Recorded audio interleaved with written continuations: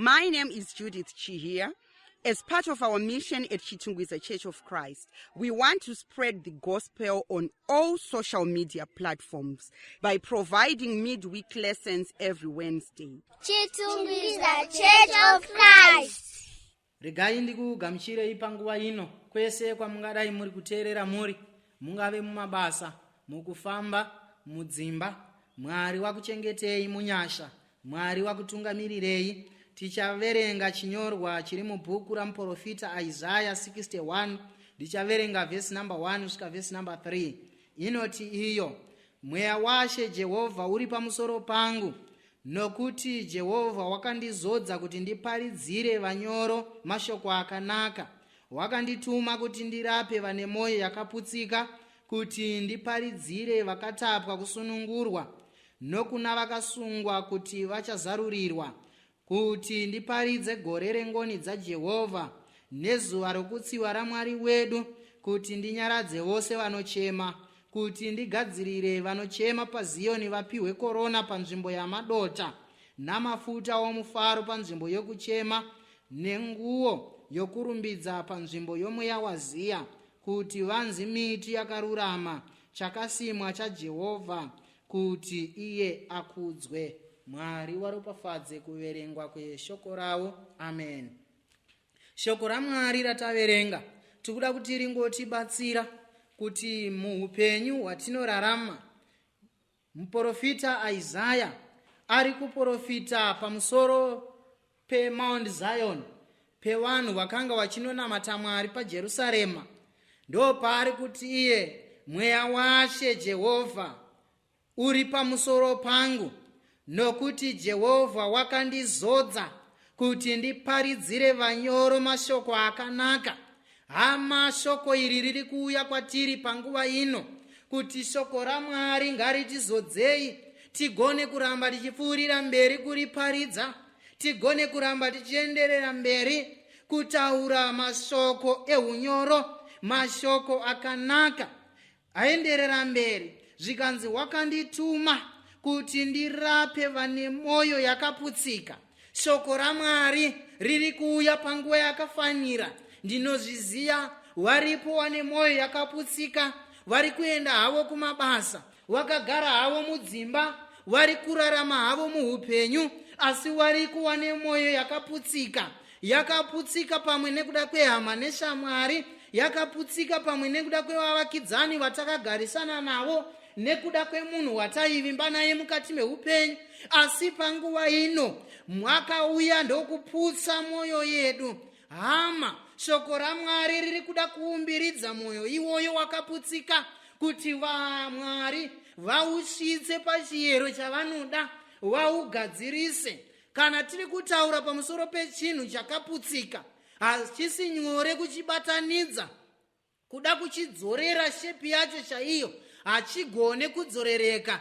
Ngatitorei makapu anogona kunge achinzi evhu aye, kana kuti hari kana ichinge yaputsika, hapana anogona kunyatsokuibatanidza, asi kuti tinenge taakuirasa.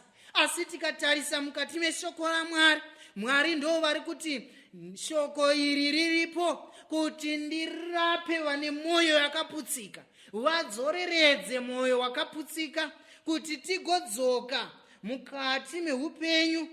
Mwari vari kuda kutirapa nekuda kwemoyo yakaputsika. Mwari vari kuda kutirapa nekuda kweshoko ravo. Shoko ravo rinorapa mukati meupenyu hwedu. Shoko ravo rinotipa tariro. Shoko ravo rinotikurudzira. Aenderera mberi zvikanzi kuti ndiparidzire vakatapwa kusunungurwa.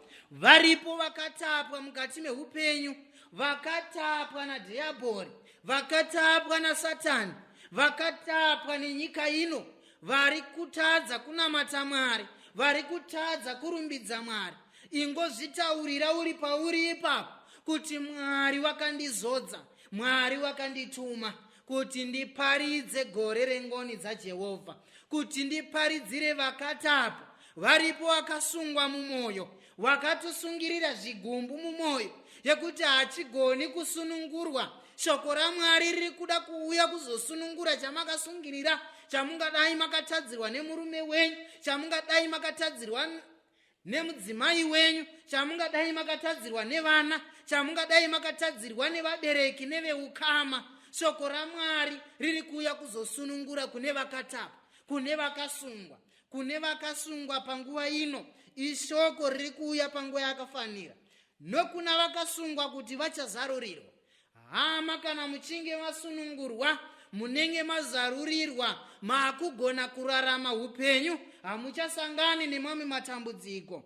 Aenderera mberi zvikanzi kuti ndiparidze gore rengoni dzaJehovha nezuva rekutsiwa raMwari wedu, kuti ndinyaradze vose vanochema. Mwari vari kuda kunyaradza vanochema panguva ino. Mungadai muripo muri kuchema nekuda kwematambudziko amakasangana nawo, nekuda kwezvinonetsa zvamakasangana nazvo, nekuda kweupenyu hwamuri kurarama mahuri.